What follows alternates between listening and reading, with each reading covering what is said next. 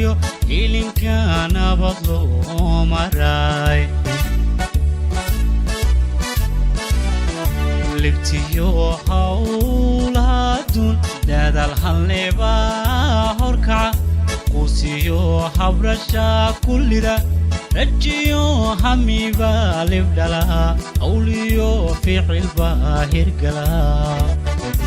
amudey hola badan gaadiidkii horumarkiyo ilinka nabad loo maray amudey hola badan gaadiidkii horumarkiyo ilinka nabad loo maray libtiyo hawlaha dun dadal halneba horkaca qusiyo habrasha kullida rajiyo hamiba libdhala awliyo ficil baahirgala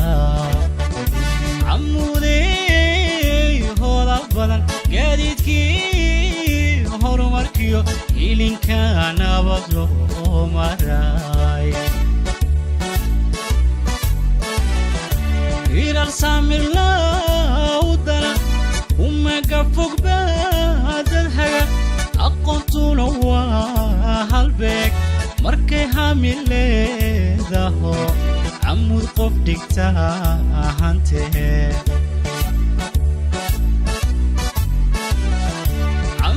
عمودي هودا بدن بلشد واد حقبترته أجيرو مقاحا أجيرو إلى السامر لا ودنا وما قفوق بعد الحياة أقنت لوا هالبيك مركي هامل ذاهو inaynu dhageysano warbixintii guud ee ka hadlaysay jaamacadda Camuud horumarkeega ardayda qalin jabinaysa kuliyadaha ay kala yihiin waxyaabuhu sanadkan dheeraadka la ahaa قال فرنسيكا وحده the good old days hatta good old days ka eego waxa weeye Muuse oo ardaya Camuud oo secondary school ah anigoo macalinkiisii ah maamulihiisiina ahaa ayaa maanta isagiina madaxweyne uu noo yahay Camuudina ay jaamacad tahay anna gudoomiye jaamacadana waa inaan la isleeyahay dadana madaxweyne waxaan gabigeennay anigoo magaca jaamacadda ku hadlaya hambalyeynayna ardayda dafcadda 17aad waalidiintooda qaraabada muddo dheer la soo tacaalaysay runtii halkaas soo gaarsiisay waxa maanta inoo baxaya ardayda qaarkood ardayda kuwa ugu yari waa 2 sano waa kuwa diblomaha kuwa ugu badanina waa 10 sano ku jireen qoliyaha family medicine ka jaamacada dhakhaatiirta waa qolada post graduate waa qolada midigta u xigta oo 6 sano oo dhakhtarkii hore 1 sano oo internship iyo 3 sano oo takhasus inta kale intaas ay ku wada leeyihiin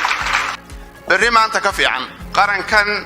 in lagu hogaamiyo berri maanta ka fiican madaxweynaha iyo dawladda inooga wakiila laakiin waxa koow ka ah oo budigo ah oo lafdabar ah jaamacada dad badan oo ka yimaada halkan fadhiya in iyaguna dalalkooda ka noqdaan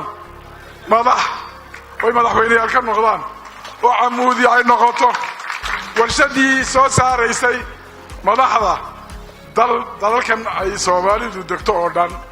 yaan ilaahay iyagana uga bariyaa. My first time in history to be as close to a president of a country. jaamacadda Camuud waxa halkan laga warramay iyadoo iskuulka Camuudeeda in saddexdii madaxweyne ee ugu dambeeyay madaxweyne Muuse iyo Siilaanyo iyo Daayir Rayaalaba ay halkan wax ku barteen maxaa la isweydiinayaa markaa waxay la isweydiinayaa haddii Camuudiyada oo aqoon secondary level bixisa ay madaxweynayaashii ummadan u talinayay soo saartay iyada oo aqoon jaamacadeed bixinaysa maxaan ka filaynaa inay noo soo saarto waxaan rajaynaynaa markaa waxa aniga wasiirkii waxbarashada waxay gelisay han weyn iyo kalsooni weyn iyo inaan runtii aynu taaganahay maqaam aynu ku faani karo ay waxbarashadeenu taagan tahay weliba khaas ahaan jaamacadaheenna weliba khaas ahaan jaamacaddan camuud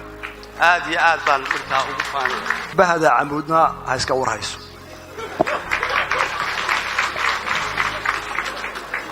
waxay la tahay balantaa xaggiinni waa ka furiseenoo duco iyo codbixinba waa ku darteen oo waa taa maanta halkan aan joogo maantana waxaan ku celinayaa bahda camuud ha iska warhayso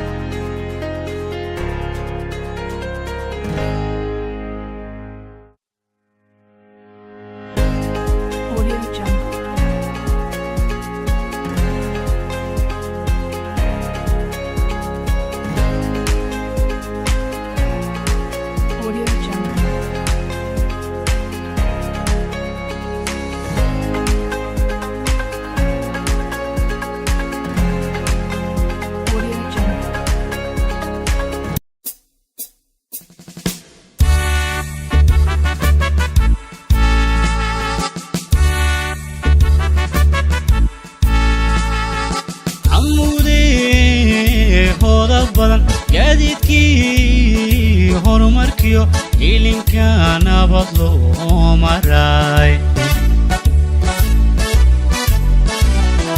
libtiyo hawlaadun dadaal halneba horkaca quusiyo habrasha kullida rajiyo hamiba libdhala awliyo ficilba hirgala camuudey hooda badan gaadiidkii horumarkiyo ilinka nabad loo maray camuudey hooda badan gaadiidkii horumarkiyo ilinka nabad loo maray libtiyo hawlaadun dadaal halneba horkaca quusiyo habrasha kullida rajiyo hamiba libdhala awliyo ficilba hirgala camuudey hooda badan gaadiidkii horumarkiyo ilinka nabad loo maray irar samirla udana umaga fogba dadhaga aqoontuna waa halbeeg markay hamileedaho camuud qof dhigta hantee